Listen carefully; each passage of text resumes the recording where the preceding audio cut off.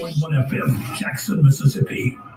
It's 7 a.m. and skies and shine. So talks money, the future's alive. Grab your coffee, let's take a ride. It's wealth and wisdom, time will fly.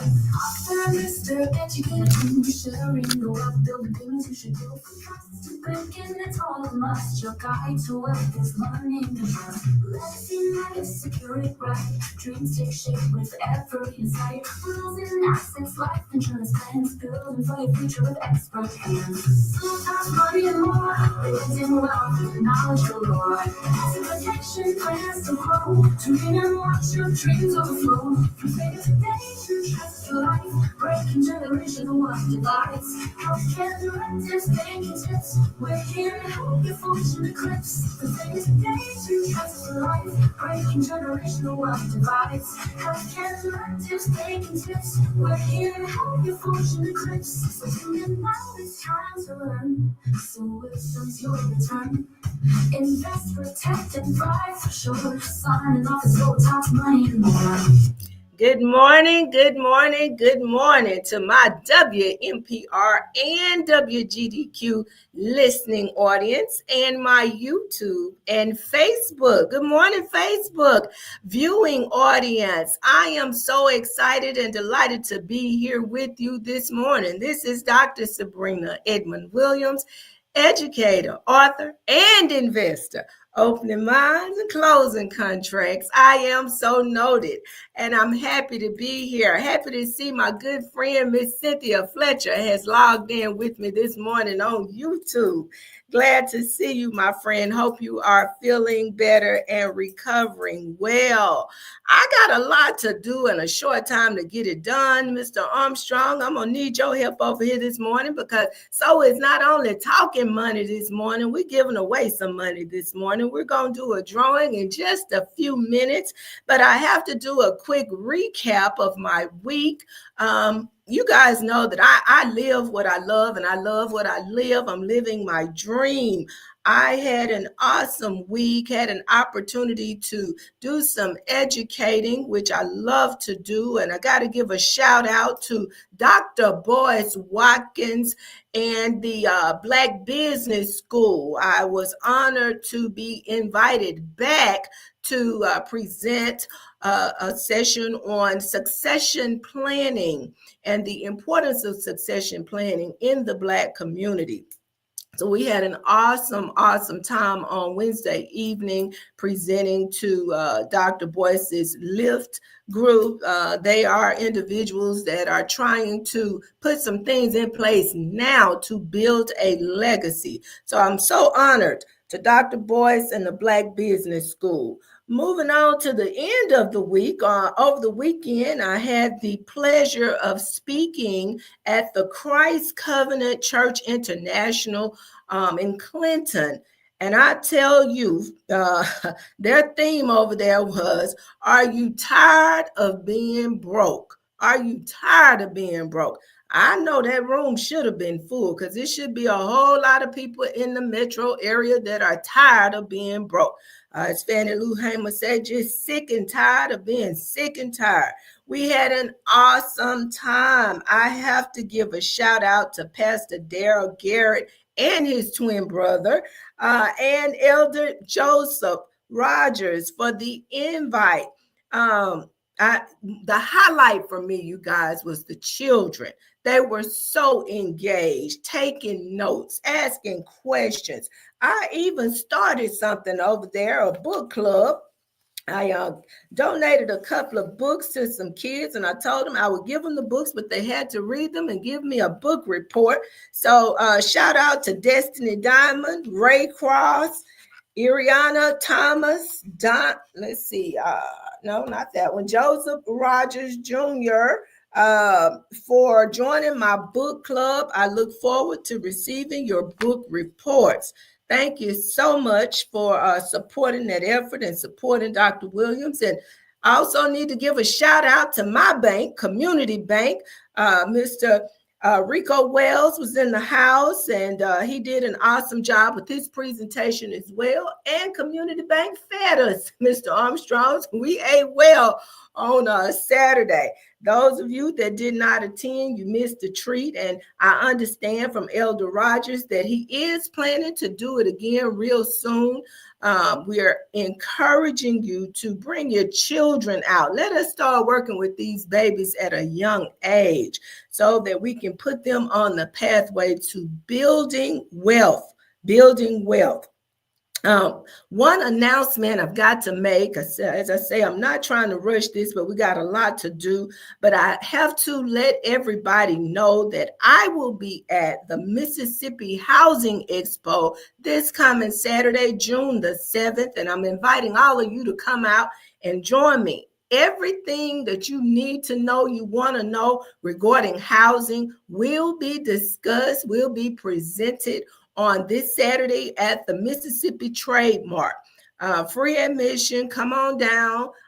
They have lenders for those of you that are looking for financing to get a home. If you want to learn about, what you need to do to qualify, or even see if you are qualified to buy a home, we certainly encourage you to attend the Mississippi Housing Expo, which will be held this Saturday, June the 7th at the Mississippi Trade Mart. That event starts at 10 a.m. I understand they'll have door prizes, maybe even have some cash. I don't know. You got to come out and find out, but it'll last all day from 10 to 5. So come in, stop in, sit in on some of the presentations, and come out and meet Dr. Williams. I would love to meet you there. Now, Mr. Armstrong, I'm going to ask you to slide over here to Studio B and help me out here. I need to go ahead and get this drawing done so that we can see if we can get the winner on the phone. You know that Dr. Williams has been asking and encouraging you to support the work that we are doing through our book, Learning to Trust, the Black Family's Guide for Building, Protecting, and Transferring Wealth. I have committed to doing a monthly give back by way of a drawing. So let me tell you how this works. You buy the physical book. The physical book can only be purchased through me. You got to either get it at one of my live events or go on my website, www.IamSoNoted, and that's spelled S-E-W, IamSoNoted.co, and purchase a copy of the book. Now, you receive a blessing when you do that, if you read the book and you implement the information. Of course, I receive a blessing because you give me the resources that I need to continue the work. But we also want to bless a third person. So the way this works, you buy the book, $5 is contributed to a pot from the sale of each book. We take that money, and the first Monday of every month, we will do a drawing live on air. And we will select someone. The person that is chosen will then get to select who they bless. Because this is June and we know that Father's Day falls on during the month of June, we're going to bless somebody's father, grandfather, uncle, husband. I don't know who it is, whoever you choose, but you can't keep the money for yourself. That's not how the blessing works. You got to pass it on. That's what Patty says, Mr. Armstrong. Right. When you've been blessed, pass it on. Okay, so let's see who we're going to bless this morning. I'm going to now, don't get mad with Dr. Williams. Mr. Armstrong is doing the drawing. Mr. Armstrong. All right, shake it up real good. Shake it up. Okay, we're going to see. Now, let me say this, Dr. Williams. Yes, sir. You've already said it while I'm reaching off into this bag. Yes, sir. To pull a name. And you said that you reminded everybody that Father's Day is coming up. Yes, sir. My question, Dr. Williams, is why are fathers treated so bad? Now, Mother's Day come around, mothers get cars, they get houses, they get all kind of stuff. Father's Day roll around, we get a little tie, handkerchief, maybe some socks if we're lucky. But now, what's really going on with that right there? Talk to me about why are the fathers treated so bad? Now, Mr. Armstrong, that is not this show. That's another show. I'm going to take that to Dr. Phil. All right, I have pulled the name, Okay. Dr. Williams. I have pulled the name right Let's see here. who we have. And I am unwrapping the name of the person, the winner of this morning's drawing. Take an opportunity, Dr. Williams, to let me know who did I pull out of the box. Okay, this says Alexis Bolden.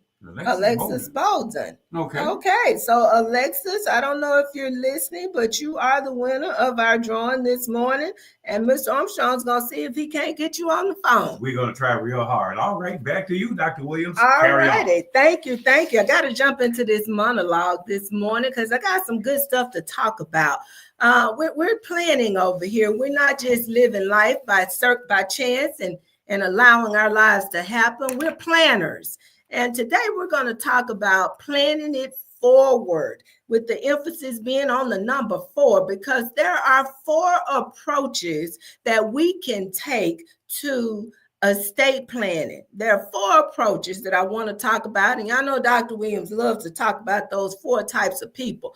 What are they? Just by reminder, those who make things happen, those who watch things happen, those who talk about what happens, and those who just wonder what happened. So we're going to talk about the 4 approaches that are commonly taken when it comes to estate planning, because we know that a failure to plan is a plan to fail. So whether you plan anything or not, if you don't put any plans in place, failure is certain. So that actually is the first approach. Approach number 1 is the do nothing at all approach. Do nothing at all approach. Many people choose to take this approach when it comes to estate planning. And in fact, statistics show that only about 30% of Americans in general have done anything to prepare themselves and their estates to transfer upon their death. I don't know what it is. A lot of us don't like to talk about death. So one of the things that we do is just avoid it. I don't have time. I'll get around to it. I don't have time to think about that right now. Don't talk that death stuff around me. No. Then let them figure it out. When I'm gone, they can just fight over. Let them figure it out. Well, let's just be honest. That is not, I repeat, that is not a good approach when it comes to estate planning. No, indeed, that is not. Now, let me just talk about the pros of that approach. Of course, there are no upfront costs because you're not doing anything. There are no legal meetings or paperwork because you're not doing anything. And then we have some cons to that approach.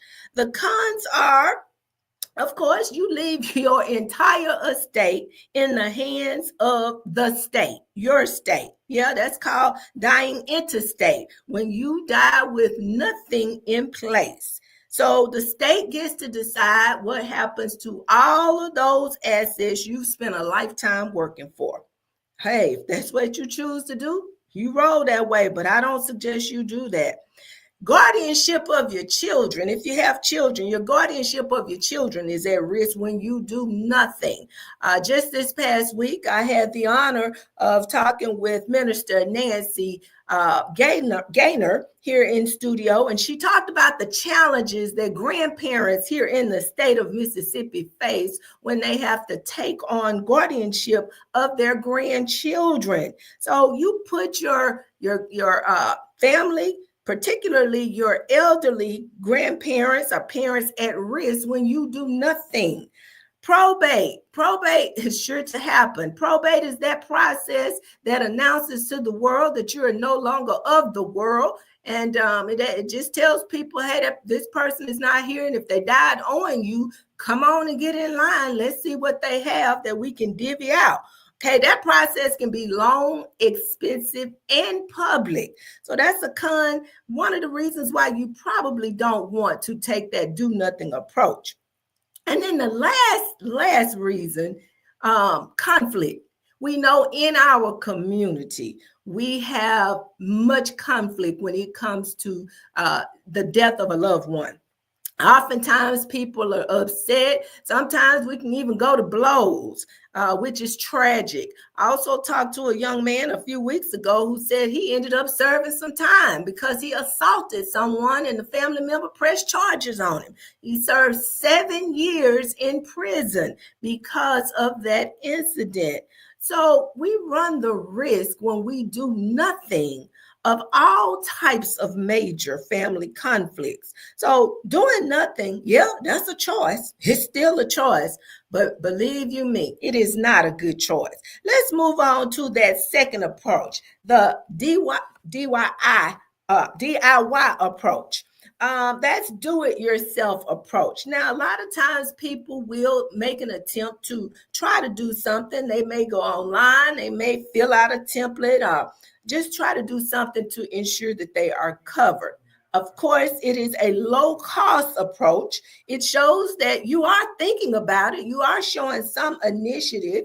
It does give you a sense of control, but there can be some cons to the DIY. Ooh, I'm tongue-tied this morning. DIY approach, do-it-yourself approach. If you really are not sure, if you have not sought any guidance, it is easy to make some errors. You may draft up a nice will, but in your state, it may require witnessing. It may require, in some states, for you to have it notarized in order for it to be valid. So those are mistakes that can easily be made. Also, you may not really sit down and do a full approach to estate planning when you try to do it yourself without any type of guidance.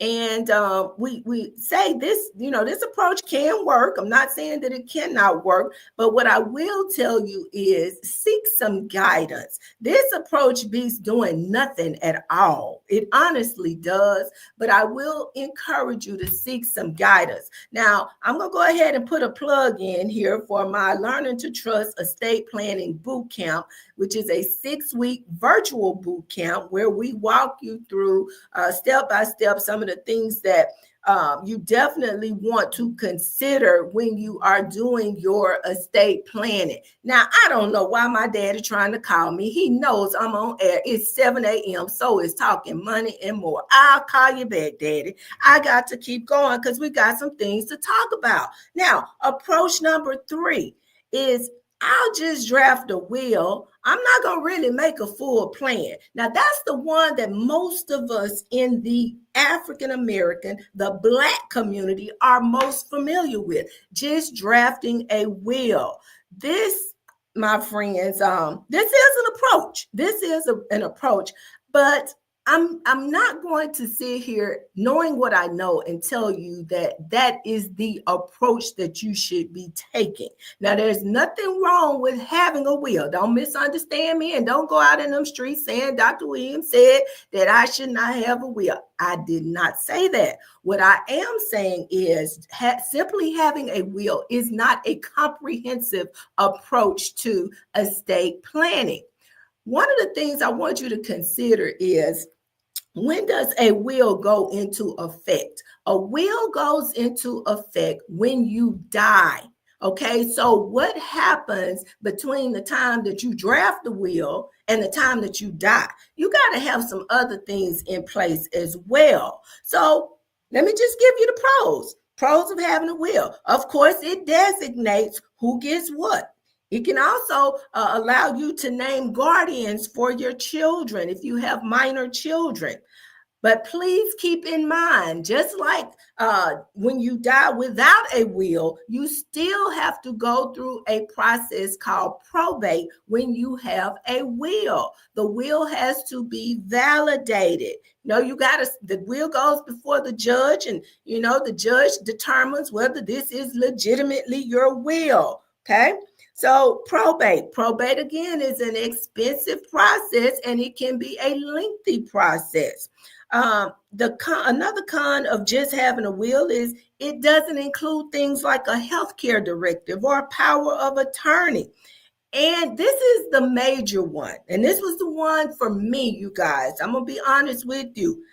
A will does not offer any asset protection or planning for long-term care.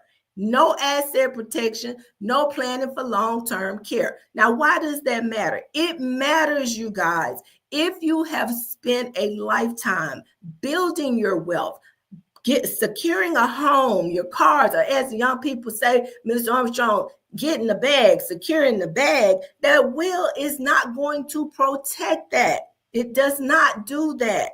And that's a conversation that we have got to start having in our community. How do we not only work for, build wealth, how do we protect the wealth that we have built?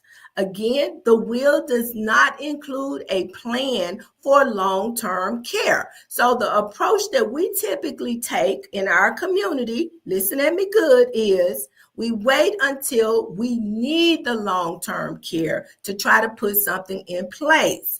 We start trying to take names off things. Take the house out of grandmama's name. Take the house out of mama's name and transfer it to somebody else. It doesn't work like that, people. It does not work like that. You cannot think that just because you transfer a title 2 months or 3 months before grandma has to go into the nursing home that, everything is good. No, no, no, no, no. It does not work like that.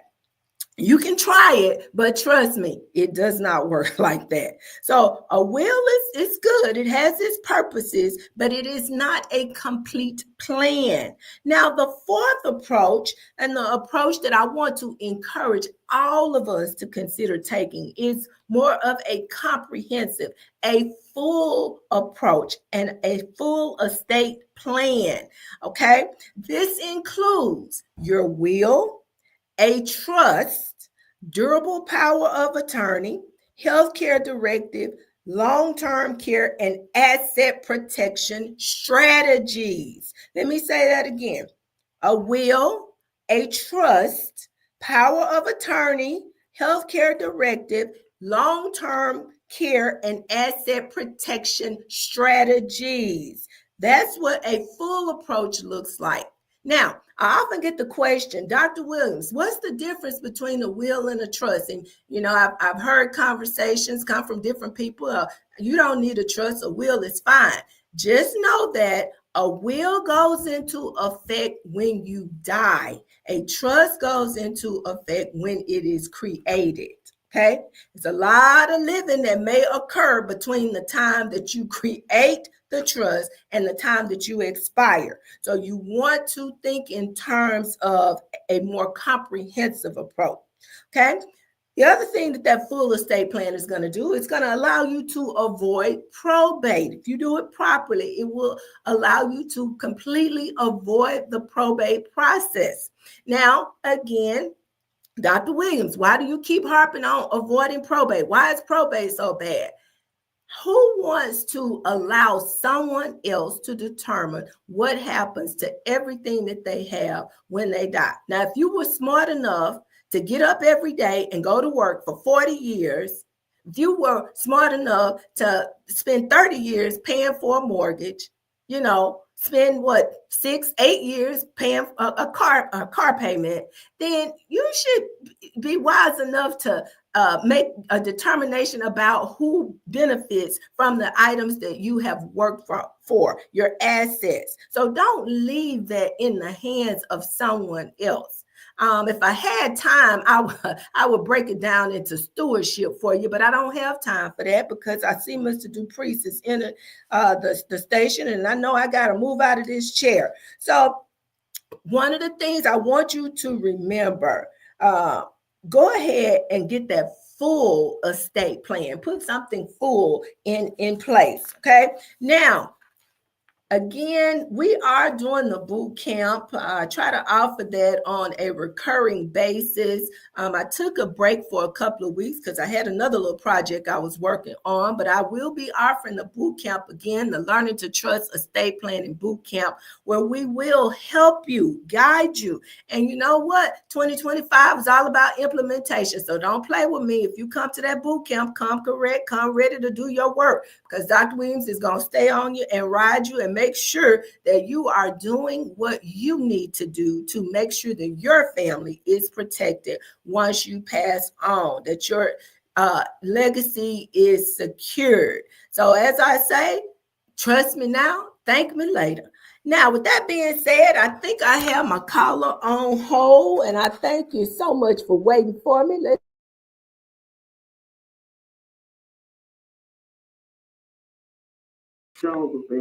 Okay, Mr. Armstrong is in. I'm gonna have to park you for a minute because we live on air and I'm looking for someone else that's been waiting for me. Give me 1 second. Yeah, Okay. appreciate it. Okay. Okay. Am I on B? That's okay. Let's see. Okay.